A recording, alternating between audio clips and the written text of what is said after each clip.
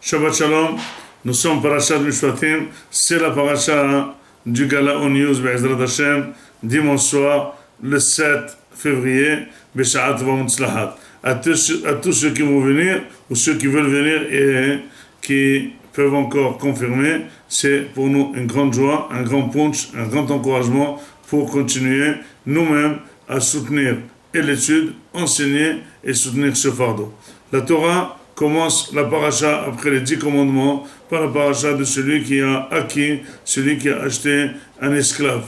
La Torah dit que quand quelqu'un a volé et il n'arrive pas à payer son vol, à rembourser, il a mangé l'argent volé, eh bien il doit être vendu comme esclave. L'argent de la vente va servir de remboursement de la chose volée.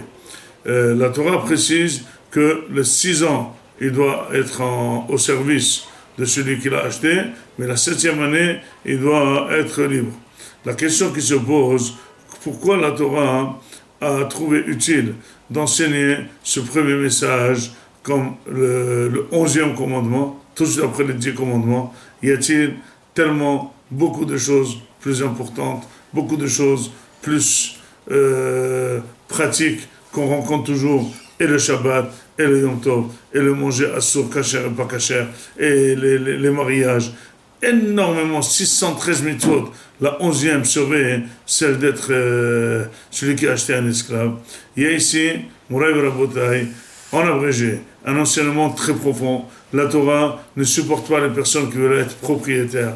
Ceux qui sont propriétaires, eh bien, ils ne pensent pas que Kadosh Baruch Hu est propriétaire, ou ils essayent de doubler. Mais Kadosh Baruch Hu dit que tout ce que tu as, qui t'appartient, tout ce que tu achètes, il faut que tu t'en détaches toi-même. Toi-même, tu t'en détaches. La 7e année, tu te détaches de ta terre, tu te détaches des esclaves pour savoir que tu n'as pas aucune propriété. Et c'est pour ça que la Torah, pour commencer, dire comment moi je vais avoir des gens qui vont me servir à moi, des esclaves d'Akadosh Baruch Hu, des avadim d'Hashem, eh bien, ils ne doivent pas être eux-mêmes chefs. S'ils sont mes esclaves, ils ne sont pas chefs, mais s'ils sont chefs, ils ont des propriétés, ils ont des avadim, ils achètent, donc finalement, ils sont autonomes. Comment ils peuvent soumettre leur volonté à ma volonté? D'un autre côté, la Torah parle aussi au Eved. Sache que tu peux être esclave d'un autre homme, mais c'est limité. La Torah dit qu'un employé peut changer d'avis en plein milieu de journée, laisser l'employeur et partir. Pourquoi? La Gemara dit une dracha, Avadayhem velo avadim le avadim. Tout homme juif est Eved d'Hashem, il ne peut pas être Eved dans notre Eved, c'est pas possible. Donc il faut lui donner sa liberté quand il veut, parce que lui il dépend du grand chef qui est Akadosh Baruch Hu. En d'autres termes, la Torah précise que quand il y a une autre volonté qui vient enfreindre la volonté d'Akadosh Baruch Hu, si jamais tu es lié à cette volonté, tu vas enfreindre l'ordre de Akadosh Baruch Hu. Si tu n'es pas lié, tu vas écouter Akadosh Baruch Hu. Il y a des gens qui sont avadim sans avoir de avadim. Ils peuvent avoir comme avdout l'argent, ils peuvent avoir comme avdout le manger, ils peuvent avoir comme avdout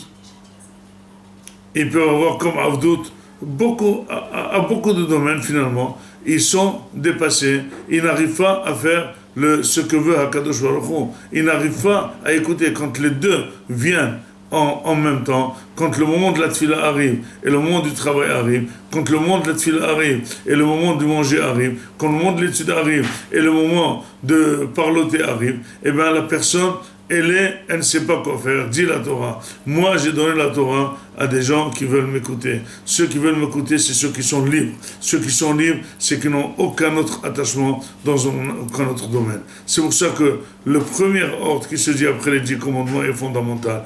D'abord, achète ta liberté. D'abord, sois libre.